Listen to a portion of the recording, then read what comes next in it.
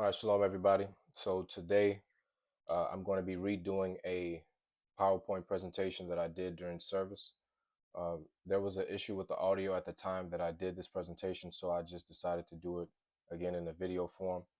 And this lesson I titled it "His Name," speaking of the Most High. And the reason why I did this lesson is because there is a bit of controversy when it comes to the pronunciation of the Most High's name. And although there are many reasons why people say different names are pronounced at different reasons. You have those who will make statements that suggest that you are in error or committing some type of wickedness if you don't pronounce his name or if you call him something that is a title. And so today I seek to bring a little clarity with regard to that discussion in this presentation. So without further ado, here we go. His name. The objectives. I want to start off by saying that a lot of the things that I put together in terms of lessons has an aspect of repentance to it because it is the direct cause of our wickedness and not being obedient to the Most High that causes many of these strifes and debates to occur. In other words, had we not have been removed from God, if he had not have put us in the position that we're in, we wouldn't even have to have these conversations because everybody would know him, as it states will happen in the new covenant. And we wouldn't need to debate whether or not his name is X, Y, or Z because everybody would already know it. Okay. So a lot of these things we have to realize and remember that these are our faults principally. And then the second objective states here to understand our people. A lot of times we get into things because we're just wanting to debate as opposed to really understanding the viewpoint that somebody is coming from, which allows you to have a certain level of empathy for them. And it takes away a lot of the pride and the vanity that comes with trying to debate somebody or uh, tell them that they're wrong or whatever the case is. All right. And then another thing that I want to extremely accentuate here is the difference between a translation and a transliteration and to actually define what those mean. So I think a lot of the issue is really comes down to this. I don't think people really understand what a translation or a transliteration actually is in its fullness. So I want to discuss that. And then the majority of this presentation is going to be on the data. So first off, repentance. As a Hebrew Israelite, as many of you are or believe, in Deuteronomy chapter 28, this is the curses. It says here in verse 49, the Lord shall bring a nation against thee from far, all right, from the end of the earth, as swift as the eagle flieth, a nation whose tongue thou shalt not understand, a nation of fierce countenance, which shall not regard the person of the old, nor show favor to the young. When you look at verse 49, it says, a nation whose tongue, whose language, all right, whose speech you will not understand. What does that mean? That means when they bring you to their place, they're going to remove the language that you are currently speaking, your native tongue, and they're going to give you theirs. Hence why we're speaking English today. All right, when you look at that word lashon, which is highlighted, that word is lashon in Hebrew is H3956, and that word means tongue, and it's used to talk about speech or talking. All right, this verse is precept, a cross reference with Jeremiah chapter 5 and verse 15, which literally says the same thing. Lo, I will bring a nation upon you from far, O house of Israel, saith the Lord. It is a mighty nation, it is an ancient nation, a nation whose language thou knowest not, neither understandest what they say. Now, strategically, I am using the word Lord here because I am going to discuss why using the word Lord is not that big of a deal. So I do want to make that point, uh, especially knowing that this video is going to attract people who may have an issue with saying the word Lord. So just be patient with me on that. All right. You can also read the book of Jeremiah, stand in Jeremiah chapter 23 and verse 26 and 27. I want you to pay attention what this says, right? Because again, this is the reason why we're having this discussion in the first place, or one of the principal reasons, because of our wickedness. It says in verse 26, how long shall this be in the heart of the prophets that prophesy lies? Yea, they are prophets of deceit, of the deceit of their own heart, which think to cause my people to forget my name. Now, these prophets were successful. All right, these prophets will prophesy lie after lie after lie. And what is the result? The people have forgotten his name. We have forgotten God's name. And now some of us have done research and found different names or different pronunciations of the same name. And now we're having debates about who's right about that. Okay, so I just want to give you context as to how all this stuff is starting. When you read the Apocrypha, I know some people don't adhere to the Apocrypha for whatever reason, but when you read the Apocrypha, it says here, I want to start in the monologue in Ecclesiasticus, or some of your Bibles may say Sirach, same book. I want you to jump down to the second point, okay? It says, you are invited, therefore, to read it with goodwill and attention, and to be indulgent in the cases where, despite our diligent labor in translating, watch this. This is a man who's letting you know that during his time, they were frequently translating the law, the prophets, the books that they had to give them a reference to how they should serve the Most High. They were translating it back then. All right. And he says, despite our diligent labor in translating, we may seem to have rendered some phrases imperfectly. Watch this. For what was originally expressed in Hebrew does not have exactly the same sense when translated into another language. I need you guys to understand how important that is. He literally just said, there are going to be times where you're reading this Bible in English and you're not going to get the same sense that you would if you knew Hebrew. That's basically an admission to let you know, as a Hebrew Israelite, learning Hebrew should be on your agenda at some point in time in your walk. All right. It says not only this book, but even the law itself and the prophecies and the rest of the books differ not a little when read in the original. All right. Case closed on that. It also says here in Isaiah chapter 28 and verse 11, for with stammering lips and another tongue will he speak to his people, again letting you know that we would lose the language, our native language, where we would call on the Most High in that native language. And now, because we've lost that due to our own wickedness, okay, there is an issue with what we come up with today. All right, so now let's get to the understanding our people portion. Again, a lot of us, we're too quick to want to debate somebody. You guys need to understand that all of us are on this walk, and many people may be in different places, but you have to come from a position of empathy when you're talking to somebody who has a different idea, opinion, or belief than you. Okay, these people are not evil or wicked just because they come to a different conclusion than you have. It just means that based on their experience, based on who they're learning from, based on the knowledge that they've been exposed to, they come to a different conclusion. That's it. And when you approach conversations with a level of empathy and compassion, uh, you end up having better results, as it's going to show in this slide. It says, I want to start off with hypocrisy. All right, humility is to consider being wrong. See, when you're humble, there's always a thought in your mind that, you know, this is the conclusion that I came with, but possibly I might be wrong on this. All right, a lot of people, I don't think, actually say this in their mind. It says patience and long suffering when you're right. You have to have the patience and long suffering when you are correct, because there are times where our conclusions are absolutely correct and somebody is coming to a different conclusion, and you have to have the patience to allow them to receive what you're saying, let it marinate, because a lot of times they're not just going to get it as soon as you tell them. Okay, so long suffering. All right, here's a verse to let you know that. It says in Sirach, this is in your Apocrypha, chapter 1 verse 29, be not a hypocrite in the sight of men, and take good heed what thou speakest. All right. Also, here in Galatians chapter 5, verse 22 and 23, it gives you the fruits of the spirits. The fruits of the spirits has an aspect of humility and empathy and patience within it. It says in verse 22, but the fruit of the spirit is love, joy, peace, long suffering, right? Gentleness, goodness, faith. See, a lot of us, we don't approach each other with these aspects, letting us know that there's something lacking in our walk. All right. Meekness, temperance, against such is no law. Now, on the right of your screen, you can see some of the arguments that many people make with regard to this topic. All right, we're going to address many of these in this presentation. Now, translation versus transliteration. All right, here are the literal definitions. Okay, so you can see that a translation is the process of converting text or speech from one language source to another target while preserving its original meaning. Again, we're going to find out what we already found out, that sometimes this last statement where it says while preserving its original meaning, sometimes that is not possible. As we just read in Ecclesiasticus, he said that there are things that when written in another language do not have the same sense.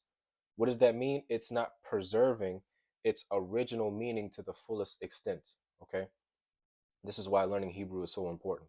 Transliteration, however, contrast to translation, is the process of converting text from one writing system, alphabet, or script to another, aiming to represent the original sounds as closely as possible. So now the key thing that I want you to pay attention to is translation is word for word, okay? Word for word from one language to the next. A transliteration is sound for sound, script for script. As I'm going to show you in the next slide, here are some examples of that. You can see a translation. Here you have on the left is a Hebrew word, shalom, ak, bin, Torah, toda. And you can see direct translations into English. Shalom is peace, or it could be hello or goodbye, greeting. All right, ak is brother, etc., etc. When you go on the next slide, you'll notice that these same words on the left, these are translations or transliterations, excuse me, transliterations of actual Hebrew words. You can see on the right, these are Hebrew words. But see, if we don't know Hebrew, we don't even know what this is. All right, we don't even know what we're looking at on the left, on the right to the screen. So what has to happen is you have to sound for sound, script for script, show you what this word is saying in the target language, which is what we speak. Okay, so that's the example of a transliteration. I hope that made things extremely clear. Now let's get into the data. Again, this is going to be the this is going to be where most of the presentation is going to come from. All right. So in Hebrew, the big issue here, especially with the pronunciation of the Most High's name, but also with all of this, these concepts where it comes to translation, transliteration, etc. In the Hebrew language, there is no diacritical markings to indicate vowels. In other words, in English, we have consonants and we have vowels in the alphabet, right?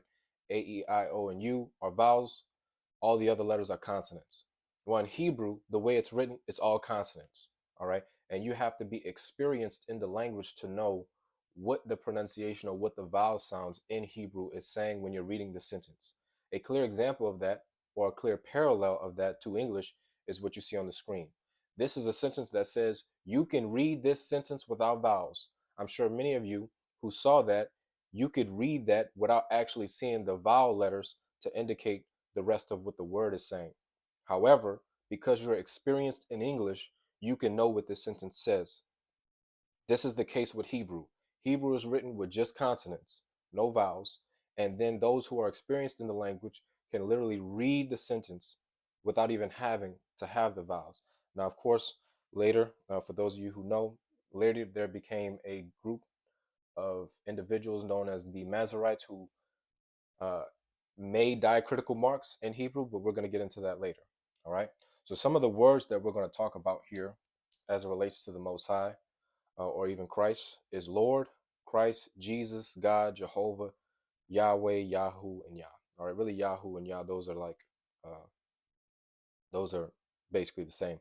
But I'm going to address some of these words because, again, the issue here, especially as it relates to this concept, is people will suggest that you cannot say these words or that you should not use these words to address the Most High or Christ or whoever. Okay, so let's look at it. Now, here's the first word that I want to talk about, the word Lord. And even myself, I was thinking this at one point.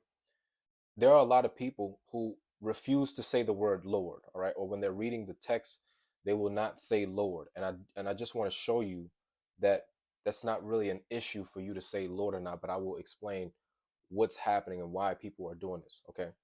So when you see here, most people believe that the word Lord is equivalent to Baal, okay, the Canaanite deity.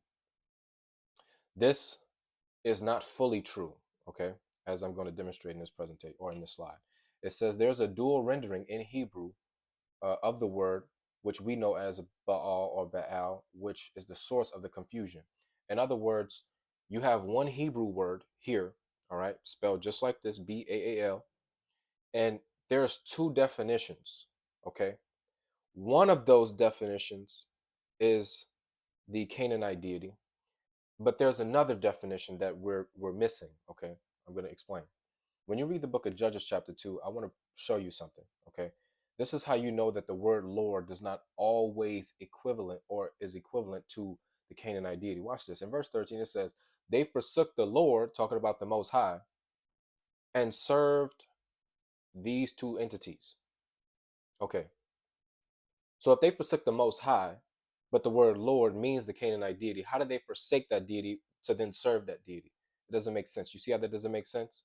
So again, you cannot always look at the word Lord and automatically think that it means the Canaanite deity, because that's not the case. Let's get into the definition. Here is H1168. This is the Hebrew word that is associated with the Canaanite deity. It says the Phoenician deity in its plural sense. Now, the plural sense is what the actual deity's name is. Okay. When you see an I am at the end of a word, it means plural. All right. Here are some examples. You can look at those examples and see the different manifestations of this deity. All right. Because the Canaanite deity is not one deity. All right. It's a pantheon of deities. And you can see the different iterations of this deity in the verses mentioned below in Judges 8, in Numbers 25, and in 2 Kings chapter 1. Now, when you get into the other definition of this word, when you look at Strong's H1167, I need you to understand this. This is the same word, spelled the exact same way, pronunciation the same. This word means a master, hence a husband, or figuratively an owner. The root of this word comes from H1166, which is a primitive root. It means to be master, hence to marry, have dominion over, or be husband to. In other words, the word Baal is not limited to the deity. When you say the word Baal in Hebrew, like if you're speaking Hebrew and you say Baal, there has to be a context that lets you know if you're talking about the Canaanite deity or if you're talking about a master or a husband or an owner of something. Prime example, if you're reading this law right here in Exodus 21, if you're reading this law in Hebrew, the way you would say it is in uh, verse 28, excuse me. If an ox gore a man or a woman, that they die, then the ox shall be surely stoned, and his flesh shall not be eaten. But the Baal of the ox shall be quit, or shall be innocent. The Baal of the ox, that's the owner of the ox. You can't even read this sentence in Hebrew without saying Baal. And it has nothing to do with you saying the Canaanite deity. It's talking about um, the classification of the person, right? This is the owner of the ox. Verse 29 says, but if the ox were wont to push in times past, and it hath been testified to his Baal, to his owner, or to Baal, and he hath not kept them in, but that he have killed a man or a woman, then the ox shall be stoned, and Baal also shall be put to death, meaning this man, his owner. Okay. Even when you look at the verse here in Hosea chapter 2 and verse 16, we refer to the Most High as this. We refer to the Most High as H1167, not H1168, which is the Canaanite deity. We refer to the Most High as Baal. Look at what it says in verse 16. And it shall be at that day, saith the Lord, that thou shalt call me Ishi, and shalt no more call me Baali. This is what they were referring to the Most High as, but they were referring it to him as he's our husband, he's our owner, he's our master. Okay, that's the point here. So I just want to make sure that that's clear, that even the children of Israel in ancient times used this as a reference to refer to the Most High as. The next word here that we're going to discuss is Christ. Right? There are people who say that you can't say the word Christ because you're actually saying another deity. All right, that the other deity is stated here. There's the equivalent.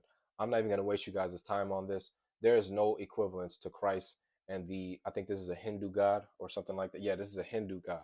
All right. There's no correlation. They'll say that they're both sons of God and that both of them were born on December 25th. Most of these things are not even true. All right, there is no equivalency other than the fact that both of these words sound the same. However, I will tell you where the word Christ comes from. When you look at the word Christ is a transliteration of the word Mashiach in Hebrew, which is H4899, which means anointed. All right. When you translate that into Greek, all right, you get the word Christos, which means anointed one. The word Christos literally transliterates to Christ in English. So now you see that there's a translation, all right, from Hebrew to Greek, and then the transliteration from Greek to English, you get the word Christ. It's really that simple. All right, this is not that difficult. You could easily look this up.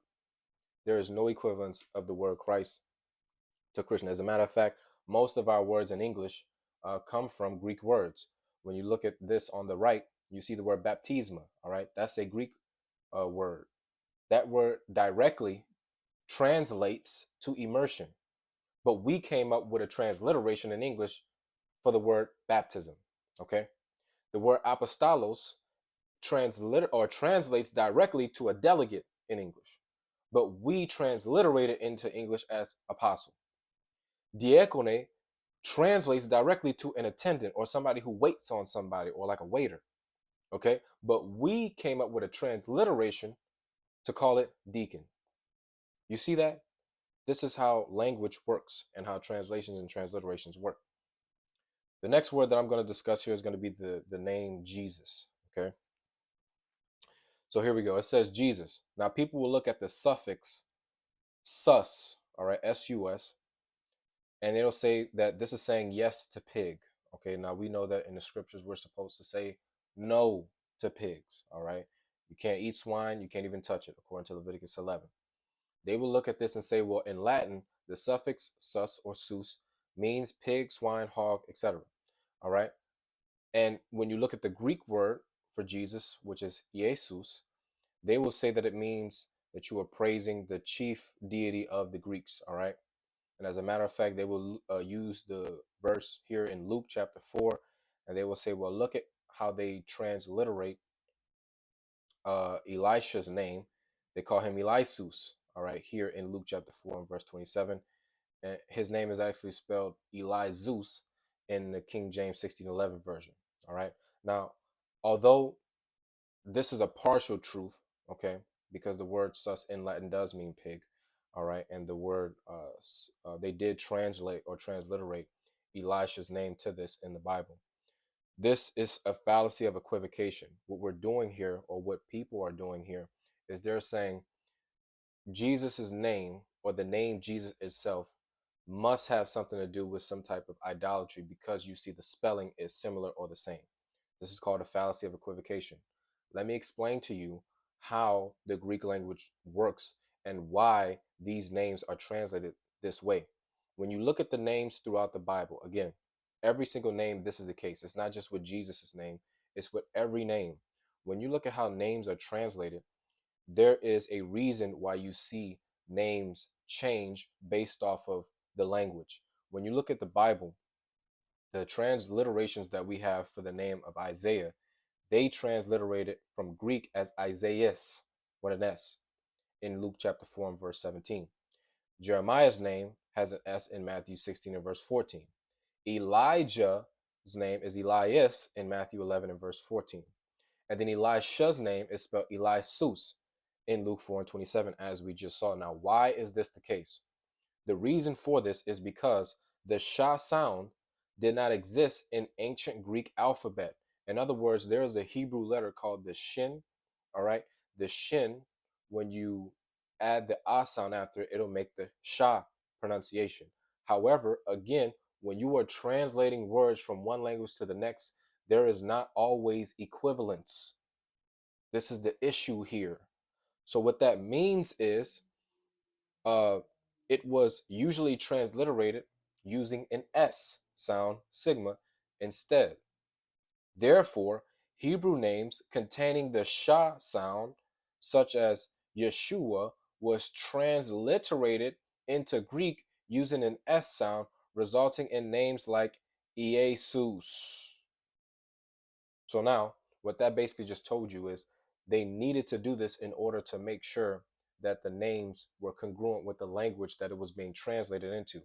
In other words, in the second point here, it says the US ending in Iesus is a standard Greek masculine nominative case suffix, a grammatical requirement for the name to function in Greek sentences, and has no linguistic connection to the unrelated word for pig. Bruh, this is not hard. You could like this is really not hard, okay? This is not that difficult of a conclusion to come to. The point here is very simple. When you're transliterating names and when you're translating text from one language to the next, you're going to have these issues. And what scholars will do is, in order for things to make sense in the language that is being targeted, they will do stuff like this. And they will tell you that they did this. And they'll tell you the reason why they did this. And the reason is here. The reason is not because the translators had some ulterior motive to cause you to say the names of other deities while at the same time thinking that you're referring to Christ or the Most High. So there's that. As a matter of fact, here are some direct translations as to why you see different pronunciations for the name Jesus. All right, when you translate Hebrew as well as some Aramaic into English, you get the term for Jesus or the Messiah as Yeshua or Yehoshua. Okay, when you translate it from Hebrew, Aramaic to Greek to English, you get Jesus. When you transliterating it from Hebrew, Aramaic to Latin to English, you get Joshua, so on and so forth. All right, you can see why or how the name changes based on the different languages that are being targeted by the translators. All right. Furthermore, you have to ask yourself a question. If the name Jesus or Jesus, all right, or Isus is wrong and that you're actually uttering the names of false deities, if that's the case, then what is his name in Greek? What is the right way to pronounce it in Greek? And I'm telling you, nobody's going to be able to answer this, okay? Because there is no answer for it. The answer is what it is. It's Jesus. That's how you say his name in Greek. But when you read John chapter 19, verse 19 and 20, look at what this says, right? Pay attention. It says, and Pilate wrote a title and put it on the cross, and the writing was Jesus of Nazareth, the King of the Jews. So this is the title, right? Jesus of Nazareth, King of the Jews. That's the title. Verse 20, this title then read many of the Jews, for the place where the Jews crucified was nigh unto the city. And this title, it was written in Hebrew, Greek, and Latin. So now, if Iesus, which is the Greek way of saying Jesus, and Isus, which is the Latin way of saying Jesus, is not the right way or is not the right pronunciation, you have to tell me what the actual pronunciation is in Greek and Latin. Again, that's not going to be answered. Okay, the point is that is his name in Greek and in Latin, or that's how you pronounce it in Greek and in Latin. It has nothing to do with any type of pagan deities. Furthermore, when you look at the name Jesus in the Bible, Jesus was not the only person with this name. And you can see that in these verses right here in First Maccabees chapter 2, in Ecclesiasticus chapter 50, and in Ecclesiasticus chapter 49. But specifically, I'm going to focus on this one in verse 49. All right, you could read those references and pause the video, and you could read those references. All of these are individuals who lived prior to Christ or prior to Christ coming into the flesh. Let me say it like that. All right. These are all men who had the same name. I'm going to focus on this last one, though. It says in verse 12 in Ecclesiastes verse 40, so was Jesus, the son of Josedek.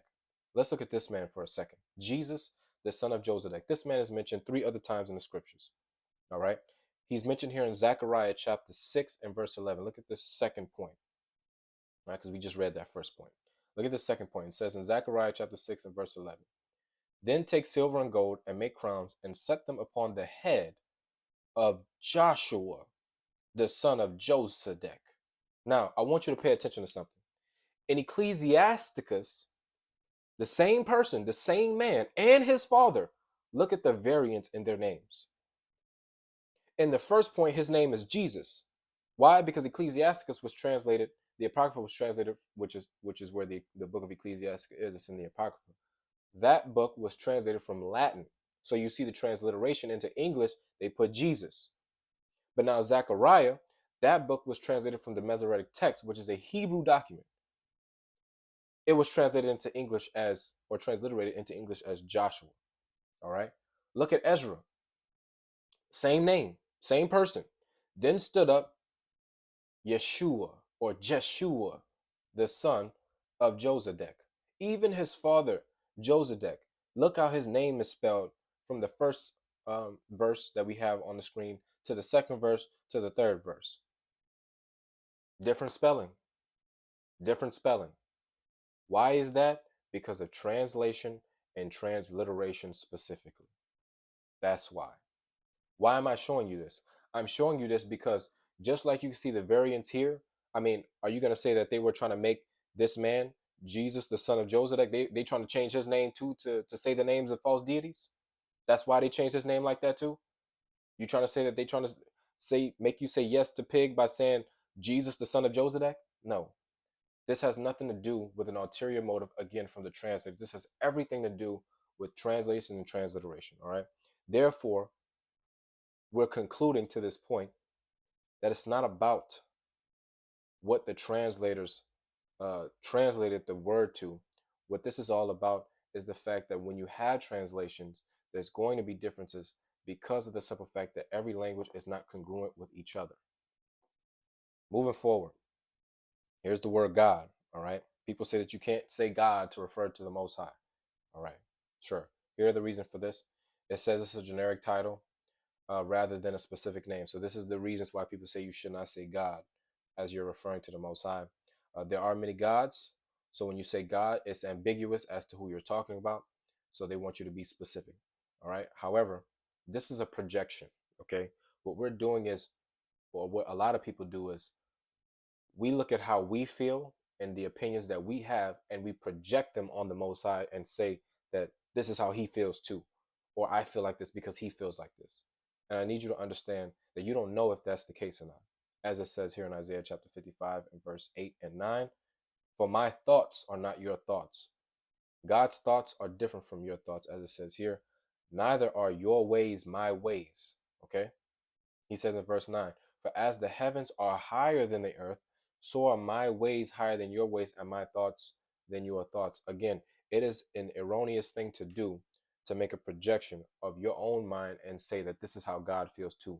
We don't know that. All right. You can't come to that conclusion and say that it's credible. All right.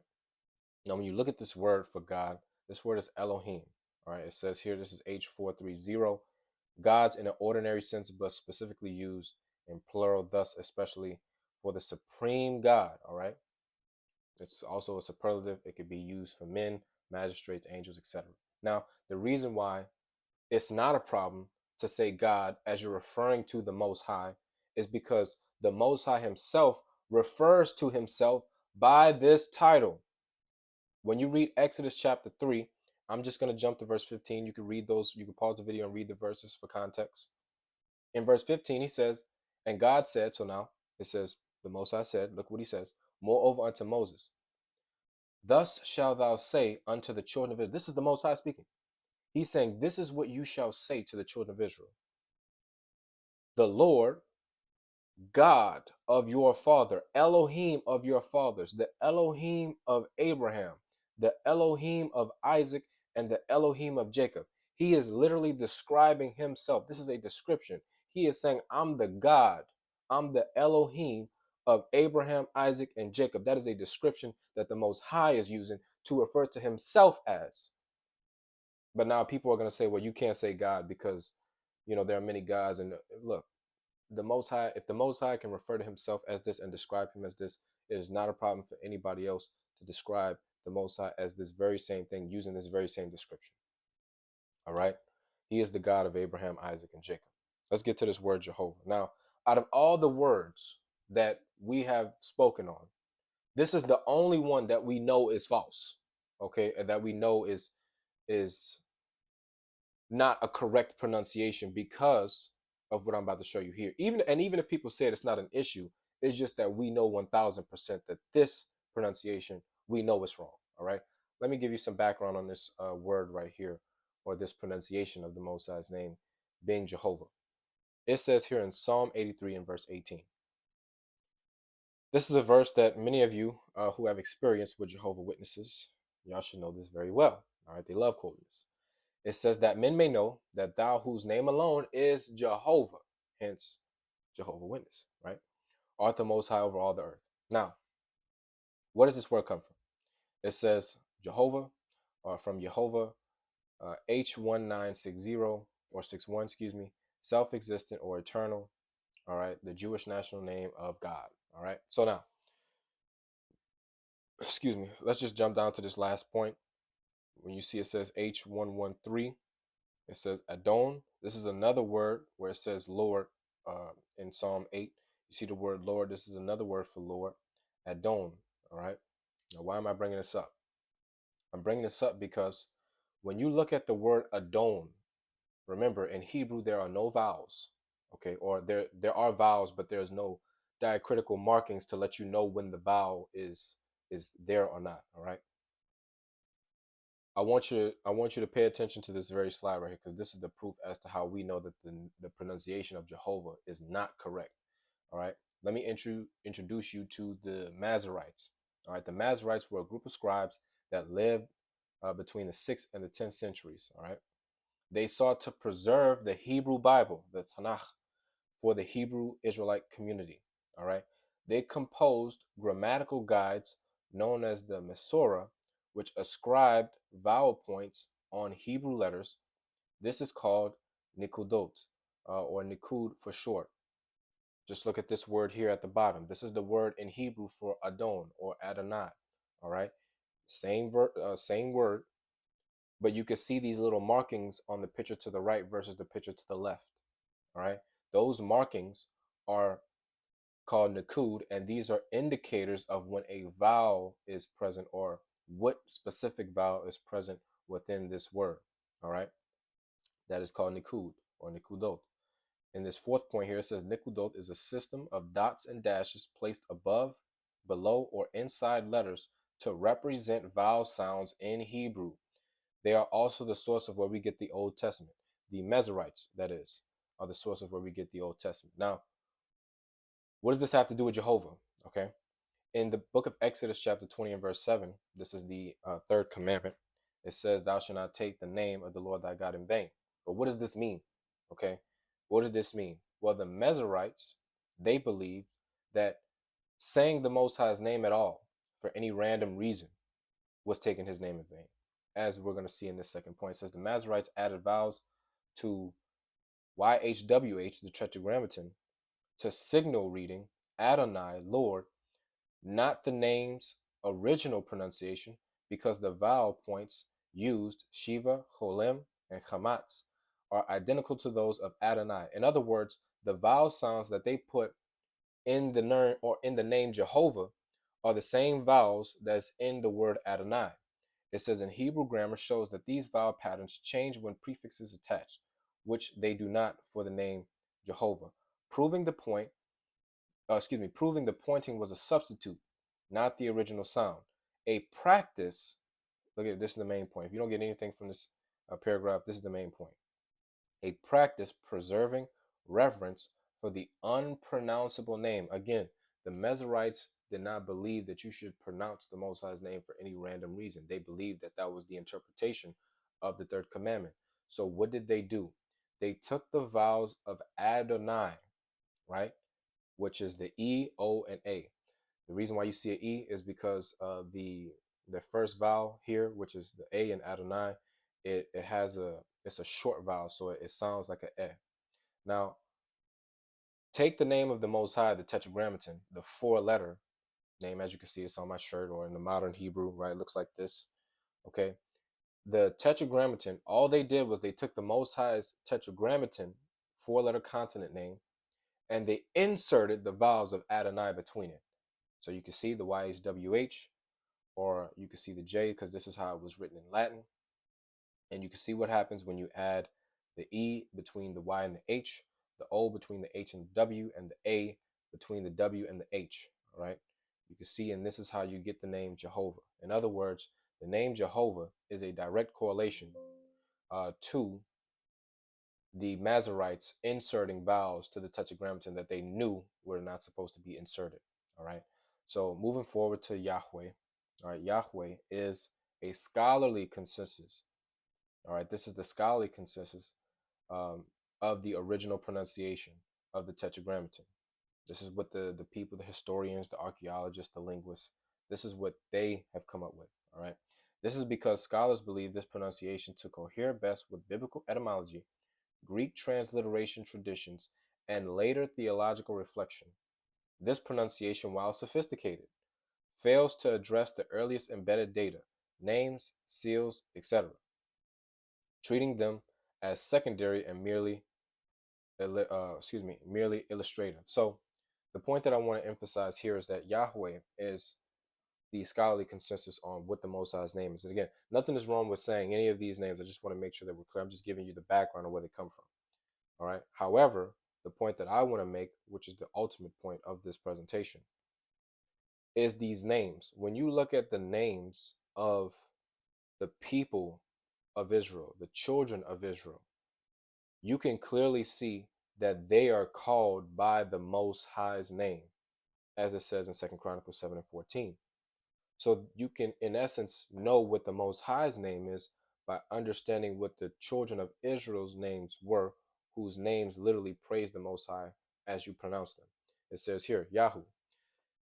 The Tetragrammaton, which is a four-letter word, has developed to be the premier spelling and usage of biblical literary texts. YHWH, all right? Or you can see to the right, Hebrew is read from right to left. So the first letter you see from right to left is the letter Yod. The second letter is the He. The third letter is the Vav, and then the last letter is the He again, all right? However, in the second point, some of the earliest epigraphy of the divine name was actually a trigrammaton, all right? In other words, they just dropped the last letter. It's Yod He Vav. The usage of the trigrammaton can be confirmed through onomastic and theophoric morphology. Now, onomastic is just the study of names. Theophoric morphology is just the word structure based on people's names having a god attached to it, all right? And this is what we see all throughout the Bible. Here are two examples, though. How many names can you think of in the Bible, in your English Bible, where people's names end in IAH? All right, Isaiah, Jeremiah, Hezekiah, all these names. There are so many names I couldn't even list them all. Here are two examples. All right, and when you look up these names, it lets you know something interesting. When you look at how these names are spelled in Hebrew, I want you to look very closely. You can see the last three letters. Again, Hebrew is read from right to left. Okay. And when you look at the rendering in Hebrew, or the Hebrew spelling, the last three letters of the first rendering, you can see exactly what we just saw in the previous slide. The last three letters are Yod, He, Vav. Or the other way that you could pronounce this name in Hebrew, which is the rendering right under it, you see that the last two letters is Yod, He. The same is true for the name Hezekiah. You can look at the last three letters in the Hebrew spelling, Yod, He, Vav, and then the second way to spell this name in Hebrew, the last two letters is Yod, He. What does this mean? This means that these names ended in Yahoo if they had the three-letter ending of the name. Here are some of the names that you could read. Yeshayahu is how you say Isaiah. Zechariahu is how you say Zechariah. All right, same old, same old. Now, when you look at this, there was also a two-letter rendering, which was Yah. However, there are many of us who say Yah as just an abbreviated word for the Most High. But then there are some who say, well, when you say Yah, you're saying the name of an Egyptian deity. So you can never win, right? You can never win. So here's this information. I just want to present this to you.